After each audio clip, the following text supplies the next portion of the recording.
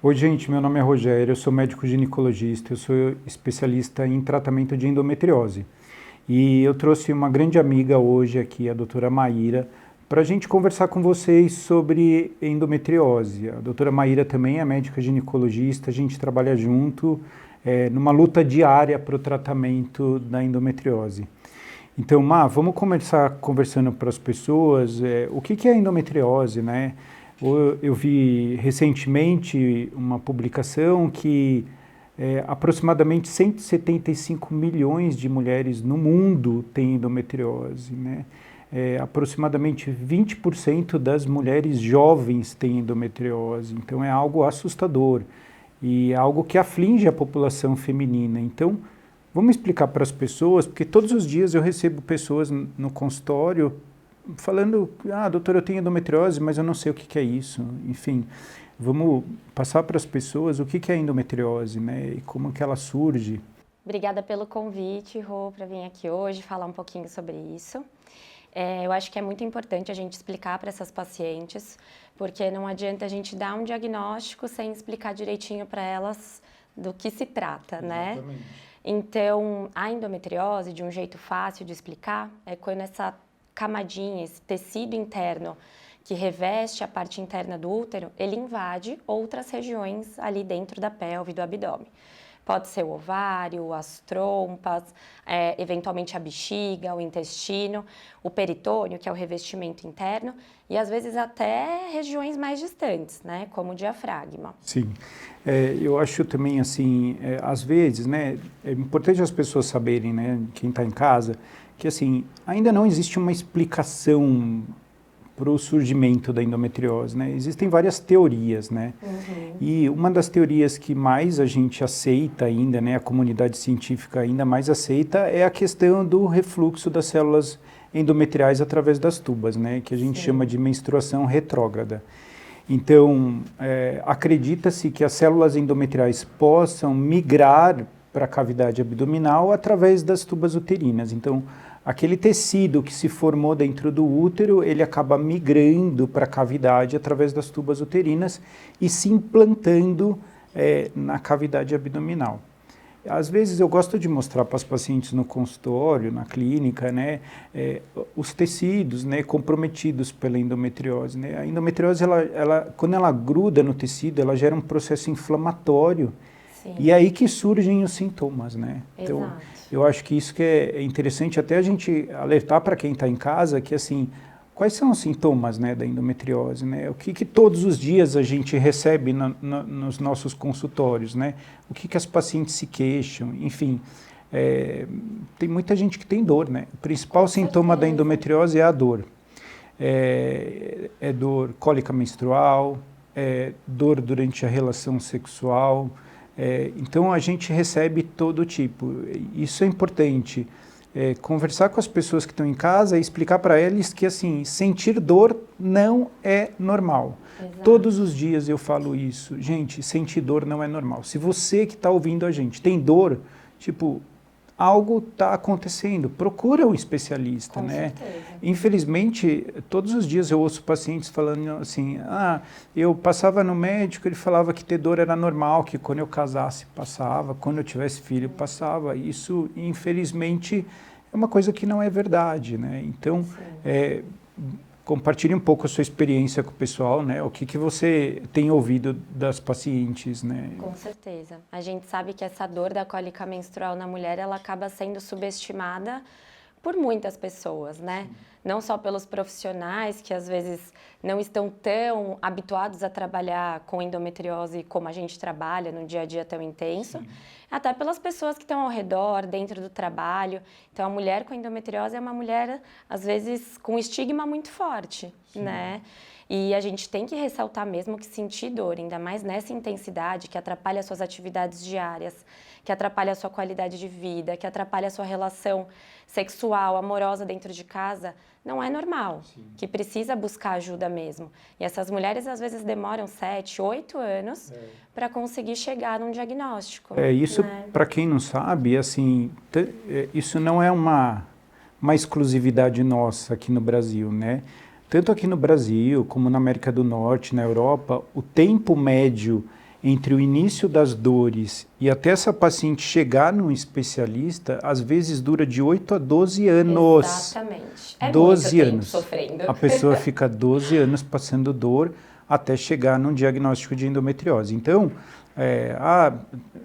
aqui no Brasil, às vezes as pessoas falam, porque nós somos no Brasil. Não, isso não é só aqui, isso é aqui e é fora também. Isso então, é mundial. Eu acho que e o nosso objetivo, agora nós aqui, como objetivo das campanhas, do Março Amarelo, tudo, o objetivo é alertar as pessoas que ter dor não é normal. Exato. Procure um especialista. Aquela menina de 15, 16, 17 anos, jovem, que menstrua e tem que ir para o hospital tomar medicamento para dor, essa dor não é normal. Então, essa menina, ela já tem que ser investigada e, se possível, iniciar o tratamento. Se hoje eu conseguir passar essa mensagem para alguém, eu já estou muito feliz, porque assim, essa menina que tem 14, 15 anos e que já tem dores menstruais muito intensas, futuramente ela é uma forte candidata a passar por cirurgia, a passar por longos tratamentos contra a endometriose. Então, essa pessoa precisa procurar ajuda, que ter dor não é normal. Com certeza. Dor durante a relação sexual, principalmente aquela dor no fundo, não é normal. Isso pode ser um indício de endometriose na região de trás do útero. Dor ao urinar também, muitas vezes, pode ser um indício de endometriose. Na verdade, assim, outra coisa importante, existem outras causas de dor. Existem as causas ginecológicas, por exemplo, a endometriose, os miomas, doenças inflamatórias pélvicas. Existem causas gastrointestinais que podem dar dor, doenças inflamatórias intestinais. Existem causas das vias urinárias, cálculo renal, infecção urinária. Então, toda vez que você tem dor, não significa necessariamente que você tem endometriose. Claro. Então, é importante você investigar as outras coisas. Mas essa dor que ocorre principalmente no período menstrual, ela é um forte indicativo de endometriose. E um outro sinal de alerta para isso é quando a gente tem, por exemplo, uma mãe que já teve endometriose, né? Sim. Essa questão hereditária, ela precisa ser levada em consideração também. Geralmente tem núcleos familiares, Exato. onde tem a mãe, a irmã, a tia, todo exato. mundo, são núcleos que todo mundo tem endometriose. Aí entra outra teoria, que existe uma teoria imunológica que acredita-se que pode estar interferindo na questão da endometriose também. Uma outra queixa, e aí eu acho que é importante também, é a infertilidade. Tem mulheres que não têm dor, mas que não conseguem engravidar. Então, acredita-se que a maior parte das mulheres inférteis podem ter endometriose também. Então, a endometriose é um forte causador de infertilidade. Então, muitas vezes, né, aquela mulher que está tentando engravidar e não consegue, ela também precisa investigar a endometriose porque é uma importante causa de infertilidade. Com certeza. E a infertilidade, a gente fala que é um desafio enorme, né, na paciente com endometriose. Sim, Porque a endometriose pode impactar em diversas coisas, né? Às vezes alteração estrutural dentro da pelve por conta das aderências, o próprio processo inflamatório da doença, que às vezes pode prejudicar a qualidade desses óvulos. Então, tem vários pormenores que impactam na fertilidade dessa mulher, né? E eu acho importante dizer, né, com relação à fertilidade, isso não significa que a mulher não vai engravidar, muito pelo contrário. Com certeza. Eu acho importante as mulheres que estão tentando engravidar e que têm o diagnóstico de endometriose, ao tratar a endometriose, seja através de um tratamento clínico ou de um tratamento cirúrgico, ela pode engravidar. Isso não impede ela de engravidar. Às vezes eu recebo pacientes chorando no consultório porque estão tentando engravidar e descobriram que tem endometriose. Isso não significa que ela não vai engravidar, muito pelo contrário. E às vezes tem mulheres até assintomáticas que descobrem a endometriose e que chegam chorando porque falam, eu nunca vou engravidar. E aí a gente tem que explicar, né? Porque muitas mulheres engravidam mesmo sem saber que tem a doença. É verdade. Mas de qualquer forma a gente não pode desvalorizar. Existe uma parte da população das mulheres que tem endometriose que são assintomáticas. Sim. Isso tem um lado vantajoso que é o fato dela não sofrer como as outras, porém existe uma desvantagem que exatamente por ela ser assintomática ou ela não sentir dor, ela demora mais tempo para buscar ajuda e ela demora mais tempo para iniciar um tratamento. Sim. Então, muitas vezes, essas mulheres assintomáticas, quando a gente descobre a endometriose, algumas vezes elas têm um estágio um pouco mais avançado, porque Sim. elas demoram muito tempo para buscar ajuda.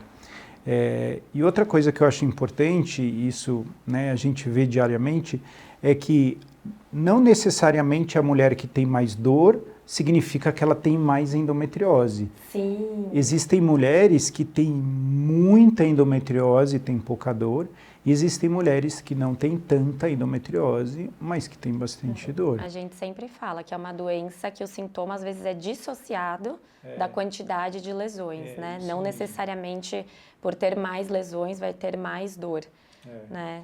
É muito individual de cada paciente. Eu acho isso muito importante, né? Com Porque às vezes a certeza. pessoa acha que porque ela tem mais dor, a doença dela é mais grave. Exato. Não necessariamente. Então, Sim. isso a gente vai tratar num segundo momento sobre o diagnóstico e o estadiamento da endometriose. Perfeito. Mas eu acho que assim, a mensagem nesse primeiro momento é a gente falar para as pessoas que ter dor não é normal. Exato. Busquem ajuda. Busquem ajuda, Né? exatamente. Estamos aqui para isso. Exatamente. Ter dor não é normal, então, quando alguém te falar, quando casar passa, ou quando tiver filho passa, mude, né? Procure uma ajuda, porque às vezes você está diante de uma doença que pode ser tratada, é uma doença benigna, que é tratável, e que se você tratar inicialmente, o tratamento é melhor, lógico, sem dúvida, e você não vai ter problemas com essa doença. Sim. Então, cerca de 15 a 20% das mulheres em idade reprodutiva, ou seja, de 15 a 45 anos, têm endometriose. Então, é um número assustador. Então, a gente tem que levar isso em consideração. E que grande parte dessas mulheres podem ter dificuldade para engravidar se não forem adequadamente tratadas. Com certeza. Bom, Má, eu queria te agradecer pelo obrigada. nosso papo hoje, para a gente falar dos sintomas da endometriose e de como isso pode impactar negativamente na vida das mulheres. Obrigada, Rô, pelo convite. Muito bom poder ajudar um pouquinho aí